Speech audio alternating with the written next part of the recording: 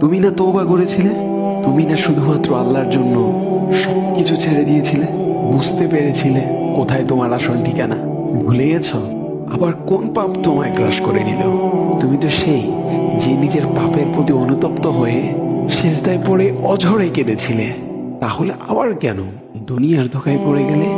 কেন ভুলে গেলে কোথায় তোমার আসল গন্তব্য? তুমি কি হার মেনে নিয়েছো নফসের কাছে? তুমি এত দুর্বল? ভুলে গেছো তুমি কার বান্দা? কে তোমার রব? তোমার রব তো সর্বশক্তিমান। সর্বশক্তিমানের বান্দা আবার কখনো দুর্বল হয় নাকি? মৃত্যু পর্যন্ত লড়ে যাও তুমি। শয়তানকে দেখিয়ে দাও তোমার ইমানের পাওয়ার। শয়তানের ধোকায় পড়ে অনেক পাপ করে ফেলেছো, তাই নিরাশ হয়ে গেছো তুমি, তাই না? তুমি কি জানো না তোমার রব কতটা মহান? তিনি তো তোমাকে ক্ষমা করার জন্য অপেক্ষা করছেন। তাই ফিরে আসো সেই রবের দুয়ারে, যার দুয়ার কখনো বন্ধ হয় না।